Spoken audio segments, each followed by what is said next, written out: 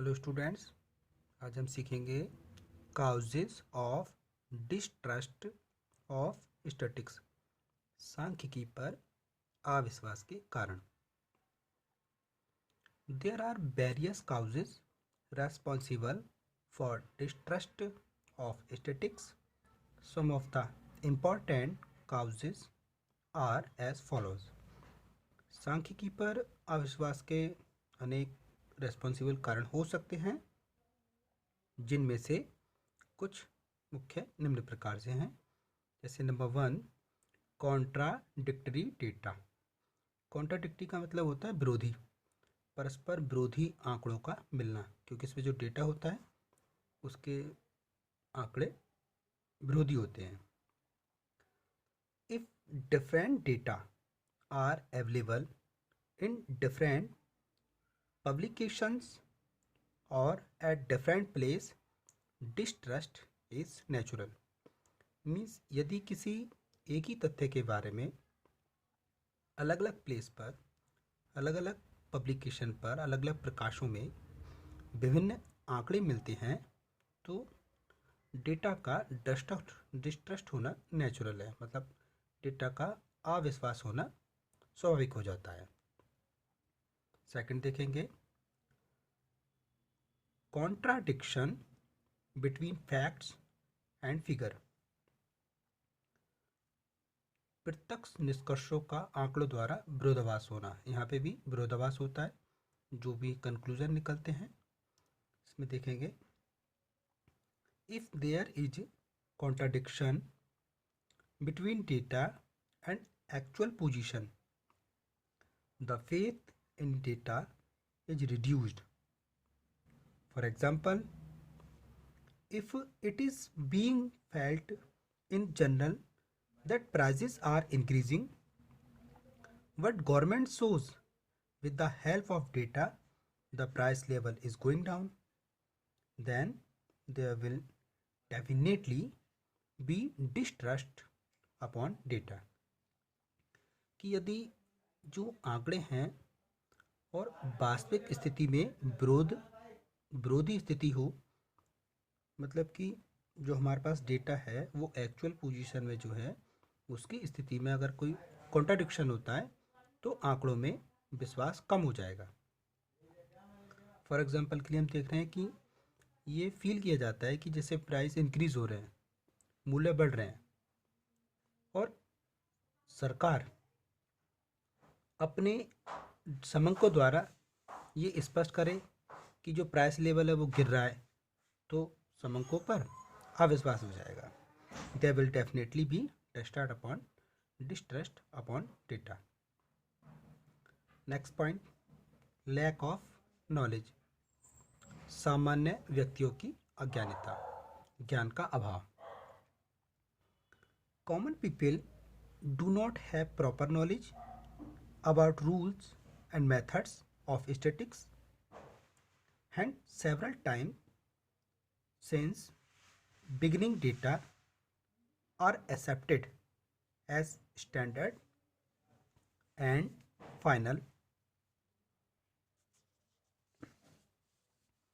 conclusion, but when is practiced they are found wrong, distrust for them is developed।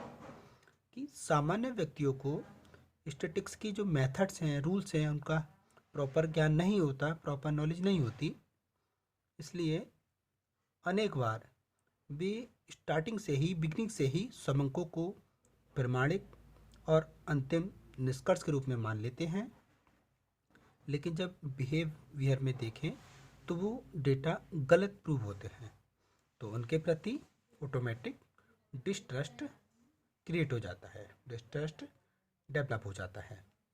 Next point देखते हैं, indifference of limitation of statics. सांख्यिकीय की सीमाओं की उपेक्षा।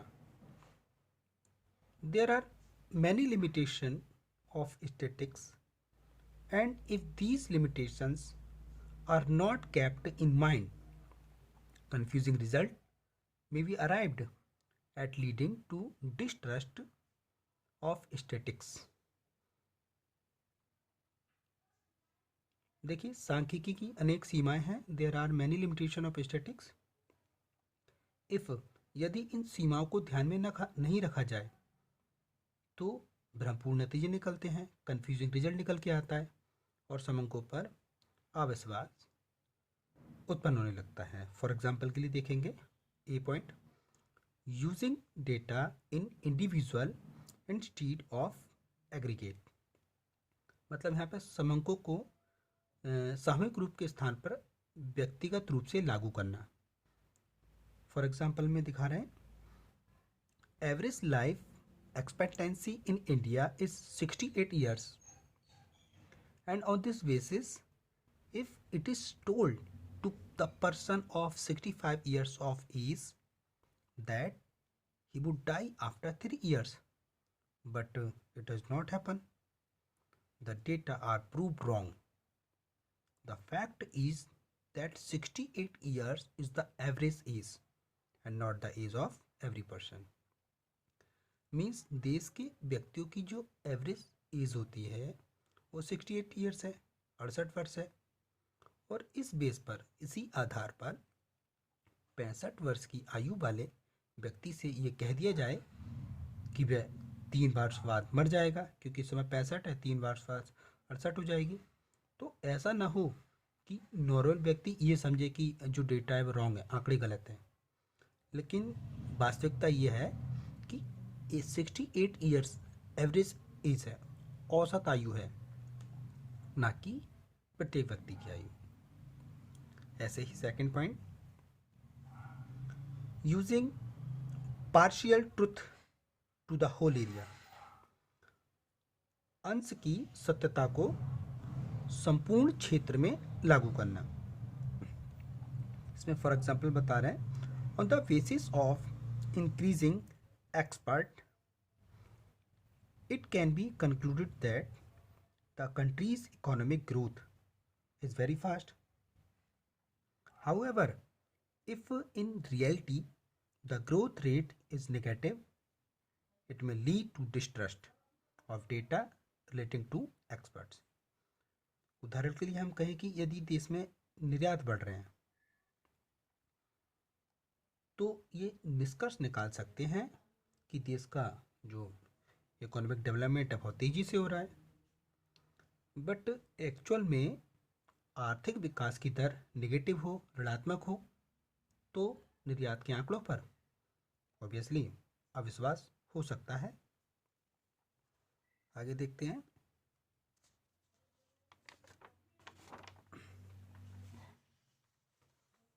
Interpretation of data without reference to context.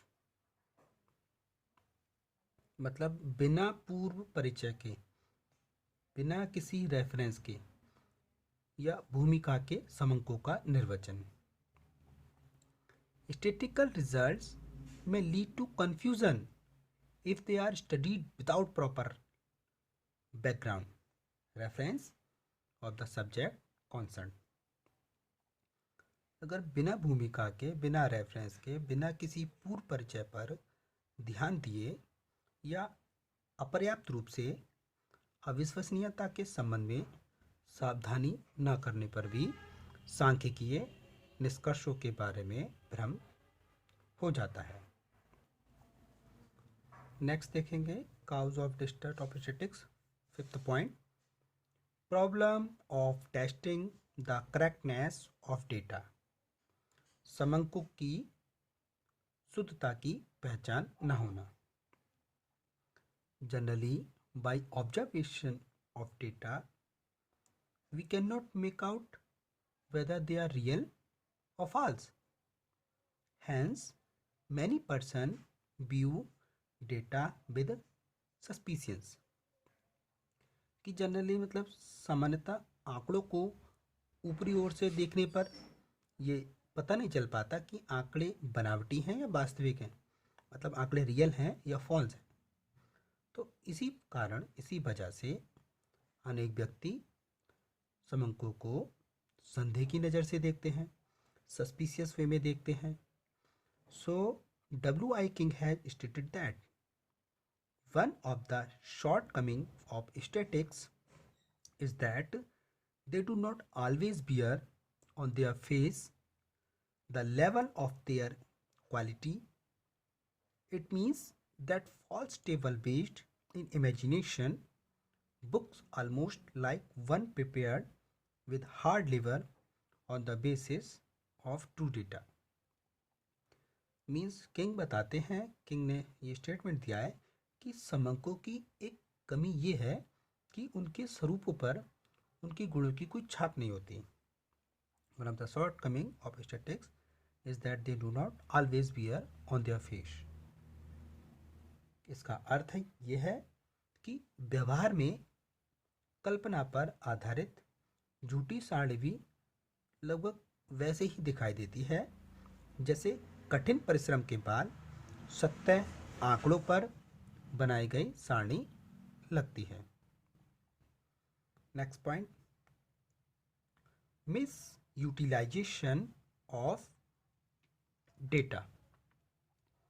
स्वार्थी लोगों द्वारा समंकों का दुरुपयोग करना, मिस यूटिलाइजेशन करना.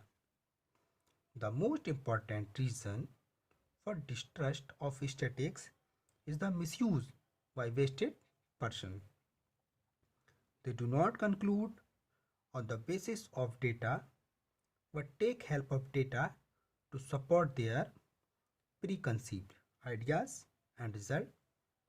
Such use of data shows partial and superficial result leading to distrust of statics. मतलब समंकों पर अविश्वास का सबसे महत्वपूर्ण कारण होता है जो स्वार्थी लोगों द्वारा उनका मिसयूटिलाइज करना, दुरुपयोग करना, मिसयूज करना. ये व्यक्ति समंकों के आधार पर कंक्लूजन नहीं निकालते, उसका निष्कर्ष नहीं निकालते हैं, बल्कि जो पूर्व निश्चित निष्कर्ष हैं उन्हीं को पुष्ट करने के लिए समंकों का सहारा लेते हैं. समंकों का ये प्रयोग अवास्तविक तथा एकांगी रिजल्ट दिखाता है जिससे समंकों पर अविश्वास बन जाता है. तो आज हमने इसके पॉइंट क्लियर किए.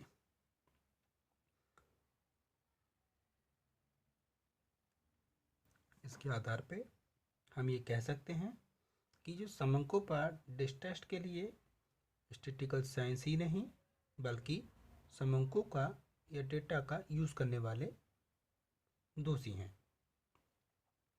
अनेक लोग विज्ञान के विध्वंस कार्यों को देखकर विज्ञान को बुरा कह सकते हैं, लेकिन इसमें दोष विज्ञान का नहीं है बल्कि विज्ञान के प्रयोग करने वालों का है.